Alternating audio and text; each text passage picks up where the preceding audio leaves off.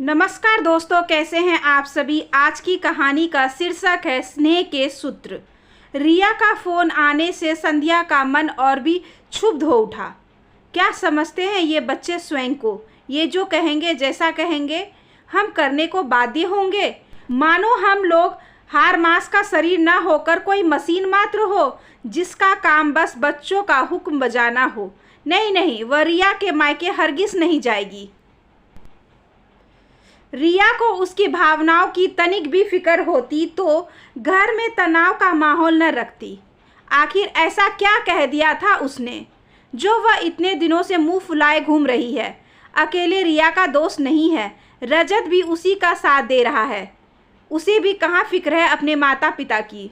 कभी कभी बहुत सोच विचार कर लिए गए फैसले भी गलत साबित होते हैं।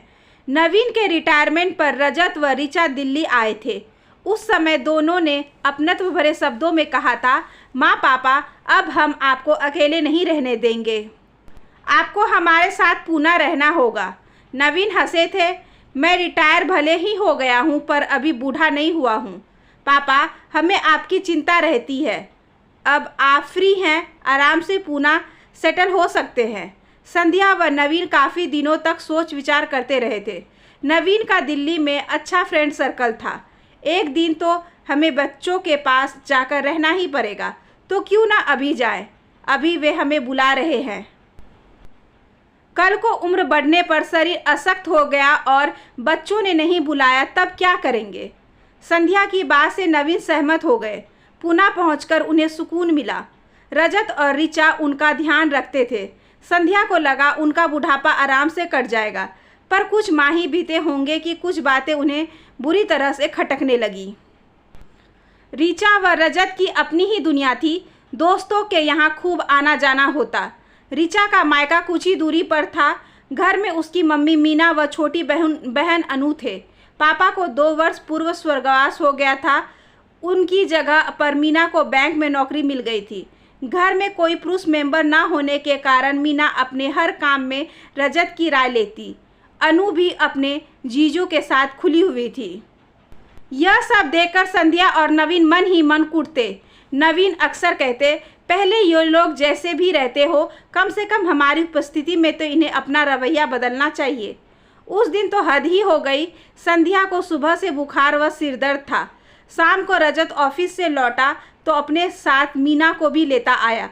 उन्हें देख संध्या उठने लगी तो मीना बोली, आपकी तबीयत खराब है, आप लेटी रहिए, मैं सबके लिए चाय बना लाती हूँ। थोड़ी देर में मीना चाय और पकोड़े बना लाई।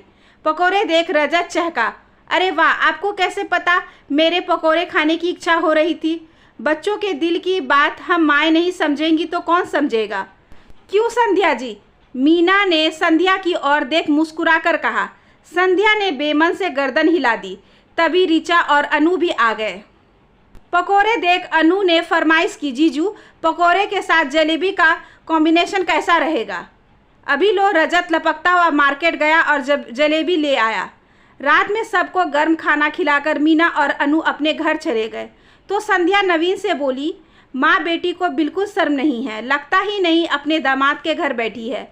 जब अपना ही सिक्का खोटा हो तो किसी को क्या दोष दे।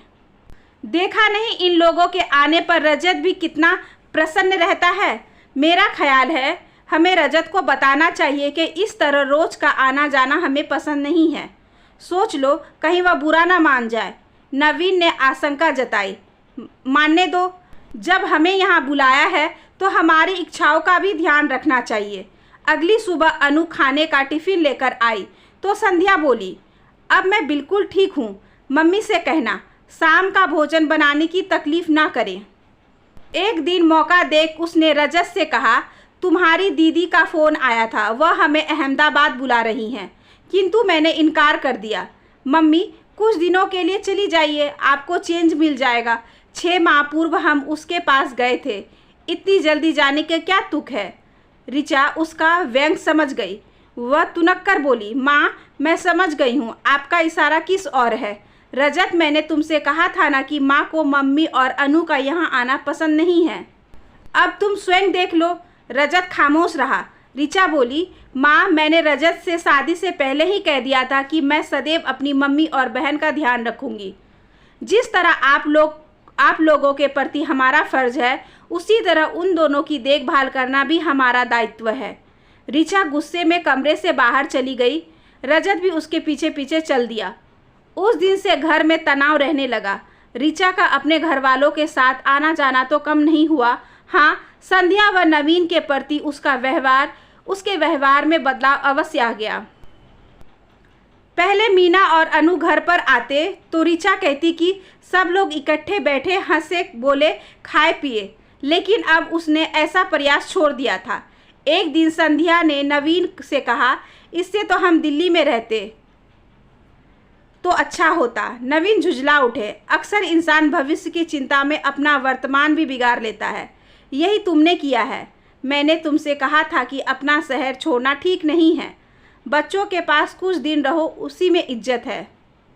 आजकल के बच्चे ऐसे कहाँ हैं कि बड़ों की बात का मान रखे, पर तुम मेरी सुनती ही कहाँ हो। अपने साथ साथ मेरी भी जिंदगी खराब कर दी। संध्या खामोश रही। अब तो उसे नवीन की बातें सुननी ही थी। उन दिनों से संध्या व नवीन का मन काफ़ी उचट रहने लगा था। दिन भर घर में रहते बोर हो जाते। पहाड़ सा दिन काटे नहीं करता था। बेटा बहू तो दिन भर ऑफिस में रहते, घर पर होते, तब भी ऋचा से कम ही बात होती थी। एक दिन रजत का सुझाव आया, अपनी कॉलोनी से कुछ ही दूरी पर रिटायर्ड लोगों का एक क्लब है, उसे ज्वाइन कर लीजिए। वहाँ आप दोनों को हम उम्र लोग मिलेंगे तो दिल बहल जाएगा। रजत का सुझाव उन्हें पसंद आया। अगले ही दिन उन्होंने क्लब ज्वाइन कर लिया। क्लब में समय तो अच्छा गुजर जाता, पर घर के तनाव से मन पर बोझ बना हुआ था। क्लब में ही उनकी मुलाकात कमलनाथ जी व उनकी पत्नी से हुई। दोनों को उनका स्वभाव बहुत पसंद आया। धीरे धीरे उनकी दोस्ती बढ़ने लगी। उस दिन शनिवार था। रजत व ऋचा की छुट्टी थी। संध्या ने सोचा कि आज कमलनाथ दंपति को डिनर पर बुलाएंगे, पर इससे पहले कि वह यह बात ऋचा को बताती, ऋचा तैयार होकर उसके कमरे में आई और बोली, माँ, मैं और रजत घर जा रहे हैं, कुछ ज़रूरी काम है, कल वापस आएंगे। संध्या को क्रोध आ गया। ऋचा और रजत के जाने के बाद वह बड़बड़ाने लगी। क्या काम है? माता पिता को यह बताना भी ज़रूरी नहीं समझा, बस मुंह उठाया और चल दिए। अरे काम वाम कुछ नहीं, बस जाने का बहाना चाहिए। खैर, हम भी घर पर बोर क्यों हों, चलो कमलनाथ जी के घर चलते हैं। तैयार होकर वे दोनों घर से निकल पड़े। रास्ते में ऋचा का फ़ोन आया, माँ, अनु की शादी की बात होनी है, आप दोनों घर आ जाएं। लीजिए, मम्मी से बात कीजिए। मीना की आवाज़ आई। भाभी जी, आपका और भाई साहब का आना ज़रूरी है। आप दोनों बड़े हैं, आपकी राय के बिना कुछ नहीं हो सकेगा। हम कोशिश करेंगे, उखरे स्वर में संध्या ने जवाब दिया और फ़ोन काट दिया। थोड़ी देर में वे दोनों कमलनाथ जी के घर पहुँचे। कमलनाथ जी अपनी पत्नी के साथ गेट पर ही मिल गए। साथ में एक सज्जन भी थे। नवीन व संध्या का स्वागत करते हुए उन्होंने कहा, इनसे मिलिए, ये हमारे समधी डॉक्टर ब्रजेश है, हमारी बहू के पिताजी। नवीन ने उनसे हाथ मिलाया। डॉक्टर ब्रजेश बोले, मैं चलता हूँ कमलनाथ, कल समय से आ जाना डॉक्टर, व याद रखना कल तुम्हें पार्टी भी देनी है। इस पर दोनों हंस पड़े। डॉक्टर ब्रजेश के जाने पर लॉन में बैठते हुए नवीन बोले, लगता है अपने समधी के साथ आपके बहुत दोस्ताना संबंध है। हाँ, रिश्तों को दोस्ताना बना लो तो उन्हें निभाना सहज हो जाता है। उन्हें व मुझे दोनों को शतरंज का शौक़ है। जब भी मिलते हैं शतरंज की बाजी ज़रूर जमती है। आप खुशकिस्मत हैं जो आपको इतने अच्छे समधी जी मिले हैं, अन्यथा कभी कभी तो रिश्तेदारी बोझ बन जाती है। नवीन बुझे मन से बोले, इस संदर्भ में मेरे विचार भिन्न हैं। नवीन, मेरा यह मानना है कि रिश्ते कभी बोझ नहीं होते, बस उन्हें निभाने की कला आनी चाहिए। आपकी समधन नहीं आई थी। संध्या ने बात बदली। मिसेस कमलानाथ ने बताया, आई है ना, अभी अपनी बेटी यानी हमारी बहू के साथ मार्केट गई हुई है, आज रात यहीं रुकेंगी। कमलनाथ बताने लगे, डॉक्टर ब्रजेश के बेटा बहू लंदन में हैं, पति पत्नी यहाँ अकेले हैं, इसलिए अक्सर आते रहते हैं, कभी कभी रात में रुक भी जाते हैं। संध्या बोली, लगता है आपके व हमारे घर की कहानी एक जैसी है। हमारी बहू ऋचा का मायका घर के कुछ ही दूरी पर है, हर वक्त का आना जाना लगा रहता है। हम दोनों को बिल्कुल अच्छा नहीं लगता। एक दिन मैंने ऋचा को कह ही दिया कि मायके वालों का ज़्यादा आना जाना ठीक नहीं लगता है। बस उसी दिन से वह उखरी उखरी रहती है। घर में एक तनाव सा रहने लगा है। बेटा भी उसे समझाने के बदले उसी का पक्ष लेता है। अरे पुराने समय में तो लोग बेटी के घर का पानी भी नहीं पीते थे। आज का ज़माना बदल गया है, लोग एडवांस हो गए हैं। पर इसका अर्थ यह नहीं है कि सास ससुर का कोई लिहाज ही ना हो। जब देखो मुंह उठाया और चले आए। नवीन भारी मन से बोले, दरअसल दिल्ली से यहाँ आना हम लोगों की भूल थी। रजत और ऋचा अपनी दुनिया में मस्त है, उसमें हमारे लिए कोई जगह नहीं है। मिसेस कमलनाथ चाय लेकर आई थी। सबके हाथ में एक एक कप चाय पकड़ाते हुए बोली, भाई साहब, पेरेंट्स हमेशा पेरेंट्स ही होते हैं। बच्चों की ज़िंदगी में हमेशा उनकी जगह होती है। ऐसा ना होता तो वे आपको पूना क्यों बुलाते? पूना बुलाकर अपना फ़र्ज पूरा कर दिया, पर हमारी भावनाओं का सम्मान तो नहीं रखा। संध्या स्पष्टवादी हूँ, बुरा मत मानना। हम बड़े अपनी हर इच्छा को बच्चों पर थोपना क्यों चाहते हैं? क्यों चाहते हैं कि हम जैसा कहें वे वैसा ही करें? सहज होकर उनके साथ क्यों नहीं रह सकते? जो बात तुम्हारे लिए छोटी है उनके लिए बहुत बड़ी है। अंतर सिर्फ सोच का है। नवीन का वक्त अब बहुत आगे बढ़ गया है। न जाने कितनी पुरानी मान्यताओं को हम पीछे छोड़ चुके हैं। अब अपनी इस सोच से आज भी चिपके रहना चाहते हो हैं कि बहू के मायके वाले का आना जाना ठीक नहीं लगता। क्या तुम्हारे घर में दूसरे लोग नहीं आते? बेटे के दोस्त रिश्तेदार, फिर बहू के मायके वाले से ही इतना परहेज क्यों है? यूँ तो हम समानता की बड़ी बड़ी बातें करते हैं, लेकिन बात जब अपने पर आती है तो अक्सर हमसे चूक हो जाती है। हम भूल जाते हैं कि जिस तरह हमने बेटे को पढ़ा लिखा कर बड़ा किया है, बहू की परवरिश भी उसी तरह हुई होगी। हमें अपने बेटे से अपेक्षाएं रहती है, तो बहू का भी अपने माता पिता के प्रति कुछ फर्ज बनता है। विवाह सिर्फ दो व्यक्तियों को ही आपस में नहीं जोड़ता है, बल्कि इससे दो परिवार भी स्नेह के सूत्र में बनते हैं।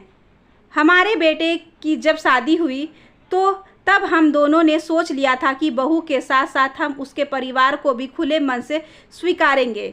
अपने पेरेंट्स के लिए वह जो भी करना चाहेगी उसमें भरपूर सहयोग देंगे। सकारात्मक होकर जब हम रिश्तों के तार दूसरे से जोड़ते हैं तो सकारात्मक असर होता है। आपको जो भी हमारे घर का सौहार्दपूर्ण वातावरण दिखाई दे रहा है, इसकी वजह यही है कि हम बच्चों की ज़िंदगी में दखल अंदाजी नहीं करते, उनसे अधिक अपेक्षाएं भी नहीं रखते, बस एक सहयोगी की भूमिका निभाते हैं। नवीन, यह ध्यान रखो, बेटा तुम्हारा ही है, फिर भी पराया हो चुका है, एक नए बंधन में बंध चुका है। उसकी अब एक नई दुनिया है जिसमें बेवजह की दखल अंदाजी करने से रिश्ते बिगड़ सकते हैं। बदलते समय के साथ अपने व्यवहार व सोच में परिवर्तन लाओ ताकि बच्चे तुमसे खुलकर बात कर सके, तुम्हारी कंपनी को एंजॉय कर सके। संध्या मंत्रमुग्ध सी कमलनाथ जी को सुन रही थी। उसे महसूस हुआ कि उसने मन की गांठें परत दर परत खुल रही है। अब तक बंद परे जेहन में दरवाजे खुल गए हैं और शीतल मंद बयार बहने लगी है। अब वह स्वयं को बहुत हल्का महसूस कर रही थी। सच, यदि सकारात्मक सोच हो तो परिस्थितियों का स्वरूप ही बदल जाता है। जिसे वह मीना जी की अनधिकृत कोशिश मानती थी, अब लग रहा था वह उनका स्नेह व अपनापन था। नवीन भी कमलनाथ जी के विचारों से अभिभूत थे। कह रहे थे, मैं आपका सदैव आभारी रहूँगा। सही समय पर आपने हमारी सोच की दिशा बदल दी, हमें परिस्थितियों को देखने का एक नया नज़रिया दिया। आज हम उम्र के जिस पड़ाव पर हैं उस पर हमें इन छोटी छोटी बातों से ऊपर उठकर कुछ उद्देश्यपूर्ण सोचना चाहिए। कमलनाथ जी ने मुस्कुराकर सहमति जताई।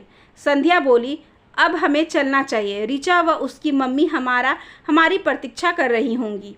कमलनाथ व उनकी पत्नी से विदा लेकर संध्या व नवीन पुनः अपने रिश्ते को स्नेह के सूत्र में बांधने के लिए ऋचा के मायके की ओर चल दिए। आशा करती हूँ कि आज की ये छोटी सी कहानी आपको अच्छी लगी होगी। अगर अच्छी लगी हो तो please like share and subscribe करें हमारे चैनल को, ज़्यादा से ज़्यादा शेयर करें और बेल आइकन को ज़रूर प्रेस कर लें ताकि अगली वीडियोस की नोटिफिकेशन आपके पास सबसे पहले पहुँचे। धन्यवाद।